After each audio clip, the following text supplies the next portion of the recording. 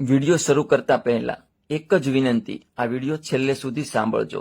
તમારો time waste નહીં જાય, કારણ કે બાપુ તો બાપુ છે. મહિપતસિંહ ચૌહાણ બાપુ એટલે હાચો સંત અને હાચો પિતા.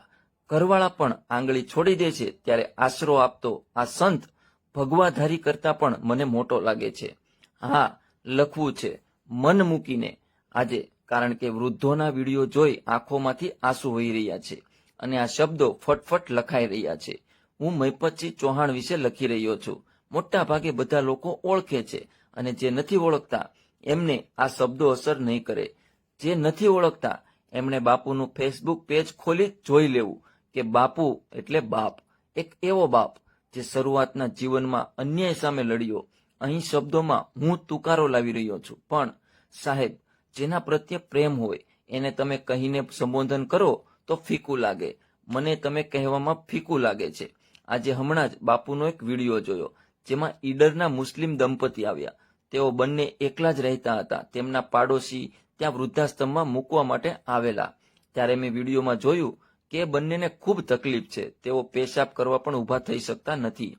એ વિડીયોમાં મેં સાંભળ્યું કે બાપુ બોલતા હતા કે એક બેનને રાખીશ, એમના માટે હું ગયા જન્મે એમનો દીકરો જ હતો.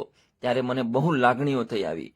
આ બાપુને 2018થી ઓળખું છું, જ્યારે મેં એક ફેસબુક લાઈવ જોયેલું. એ વખતે બાપુ મહેમદાબાદમાં માંકવા ગામે આવેલા અને યુવાનોને રાજનીતિમાં આવવા સમજાવતા હતા.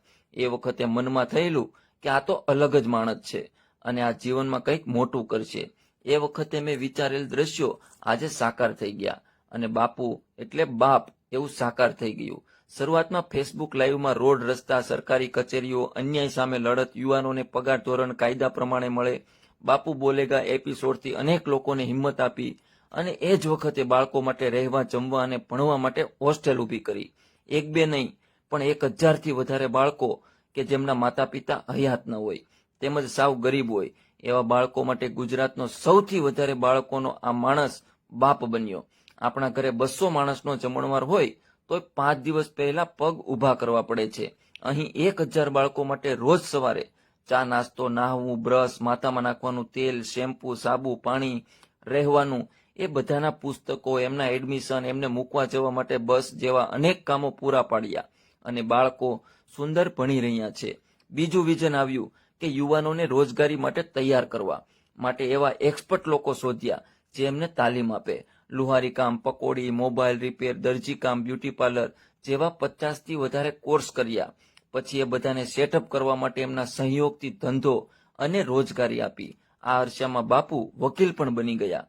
અનેક લોકોમાં આંખમાં કણાની જેમ ખુશતા પણ હશે, કારણ કે જે સારું કરે છે એના વિરોધીઓ પણ વધારે હોય છે. તોય એ વિરોધીઓની પરવા કર્યા વગર ટેકો દિવ્યાંગ આશ્રમની શરૂઆત કરી.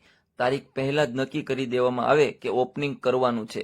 એની તારીખ પહેલા નક્કી થતી હોય અને એ સમયમાં કામ પૂર્ણ પણ થઈ જાય.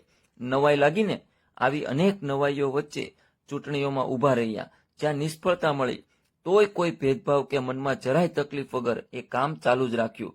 આપણે તો કોઈ વોટ ના આપે તો એને આજીવન બોલીએ પણ નહીં. ત્યાં આ વ્યક્તિએ હારને પણ સ્વીકારી પોતાનું કામ આગળ જ વધારે કર્યું.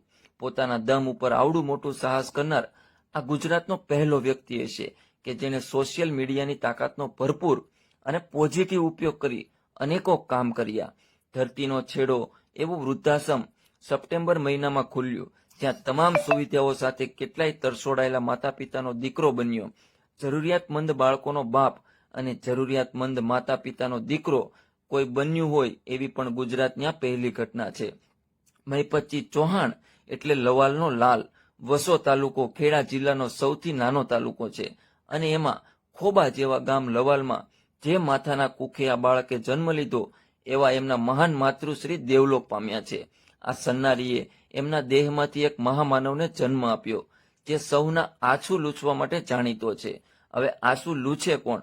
આછું તો બાપ જ લૂછે ને. એટલે જ મહિપતસિંહ ચૌહાણને બાપુ કહેવું એટલે એમનું સન્માન વધારવું. આવા અનેકો બાળકના બાપ અને અનેકો વૃદ્ધોના દીકરા અને લાકડી બનેલા દેવદૂતને સત નમન સાથે વંદન. આ આર્ટિકલ બાપુની સ્વર્ગવાસી માતાને અર્પણ અને એમને વંદન કે આવા દીકરાને જન્મ આપ્યો.